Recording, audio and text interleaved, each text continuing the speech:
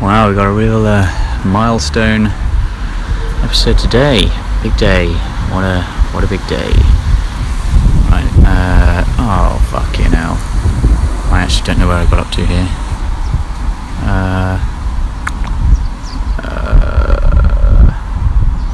Hold on there. The game of YouTube follows a set path. Gaming or anything really. Oh, this is the path. It starts with gaming or anything really. Then it moves to atheism, then comedians, then AI, then psychedelics apparently. Just like, I don't know. The YouTube algorithm, I quite like the idea of the YouTube algorithm. Just kind of schools people with a certain curriculum without them knowing, because, you know, recommended videos and just think, oh, I'll click that, and then once they've changed your mind a little bit, then you click on another thing. But obviously it doesn't actually work like that, because some people are into, or maybe I don't know, some people are into obviously shit like Spider-Man Elsa videos and crap, so there's obviously diversity. You know, whatever. I actually believe in all gods. Yep, all of them, from popular old Jesus-y god to the spaghetti monster in the sky. You can't do that. Why not? You just can't. If you don't believe in God, why don't you just say that? Well, because I quite like murdering people and raping children, but I'd like to go to heaven. A little stab at the old Catholic priests, whatnot there. You know, the idea of well, actually, even anyone who's ever done something crazy, you know, they get to go in heaven. That's very funny. What if you're wrong? How will you react if you go to heaven or hell, I suppose? Which me? The me I am right now? The me I'll be in 50 years? Me when I was born? What about the me who suffers from brain damage, who thinks all cheese is out to get me?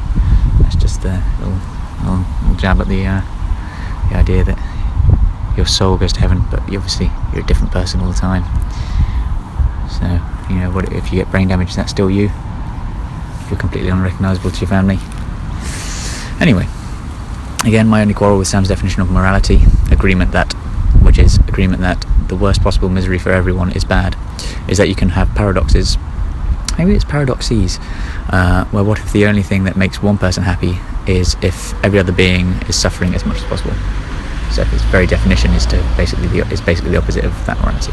Anyway, I don't know. I think I flip-flopped on that again sometime, but I just didn't write it down. Because subjective experience is the only thing that matters. Wow, have I said that before? You are the only thing that matters. More importantly, how you feel is the only thing that matters. For me, I am the only thing that matters. Oh yeah, so I should have been emphasising the yous there. More importantly, how you feel is the only thing that matters. There we go. That's you know, that must make someone feel amazing. For me, I'm the only thing that matters. Everyone is the centre of their universe.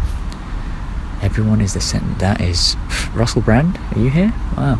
I worry about ever having to discuss with a psychiatrist at the time, and the only thoughts that was passing through my mind was me repeating to myself, I want to kill myself, I want to kill myself. The reason is partly because I feel I can't come across in any way that doesn't make me seem like I am, or was, being melodramatic, and I don't think it's possible for me to accurately relive the feeling in order to describe or understand why it was the case. When was the last time you had sex? Can you remember what it feels like? Yes, this is a dialogue. When was the last time you had sex? Can you remember what it feels like? Yes, I suppose. Why would you ever have sex again? Why not just imagine the feeling? Because they're not the same. That's me trying to create an analogy for being asked to relive an experience. I mean, you can't really do it justice. Anyway, the reason there are language barriers between all of us is because we all assume that there aren't. If I were to say I'm suicidal because I know myself and what I actually mean, I don't in fact convey how I feel. The person who hears me say this will likely think I have all the connotations that they associate with that word. And of course it is impossible for me to address every word that may have connotations of any kind. During conversation we rely upon the person we are conversing with to understand words in the same way we do. However, we don't actually ascribe the same meanings to words in exactly the same way as everybody else. Again, it's impossible to address just what each individual word means to us, and it's often the case that we believe someone to be comprehending what we're saying exactly as we intend it, when in truth they are interpreting it in a slightly different, nonetheless significant way. So yeah, that's just kind of clarifying my stance on my statement that there's a language barrier between all of us. You know, I've got this was a little funny line I came up with. It's not that funny. Should I? Okay. I've got the world's juiciest cock. It's not very big. In fact, it's tiny, but it's like double concentrate squash. It really packs in a lot more juice per square inch than a regular cock. Okay, that was just a little.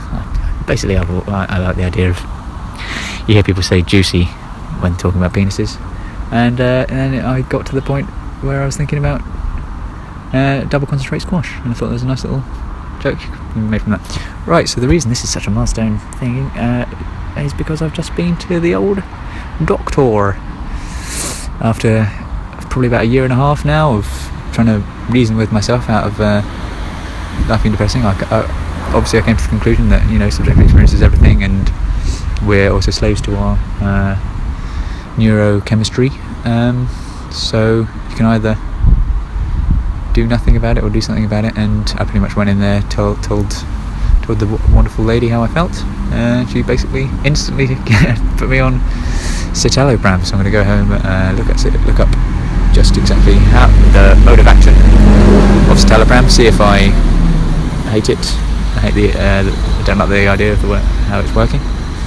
I said to her, obviously having just done a pharmacology degree, I'm all too aware of antidepressants having serious issues with compliance, and she basically said, you have to take it, there's no other option. And obviously there is, but I didn't want to argue.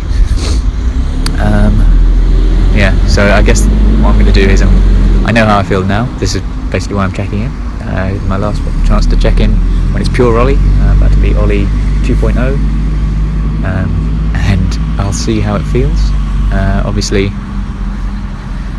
the way what I've been talking about so far with life not really being worth living, those ideas aren't going to go away. I might stop thinking about them, but I mean, the fact that I can think them won't change, I suppose. The fact that I've, solidified them in this medium means that I might end up listening back to it, and I wonder if I'll be able to, in the same way that I can't imagine myself the way I used to feel before feeling like this, I imagine if that'll be the same case again from the other side. I'm basically wondering if ideas are strong enough to ruin, because what I imagine is going to happen is I'm just going to feel better and I'm not going to be able to explain it. So I wonder if ideas are strong enough to override that feeling. Yeah.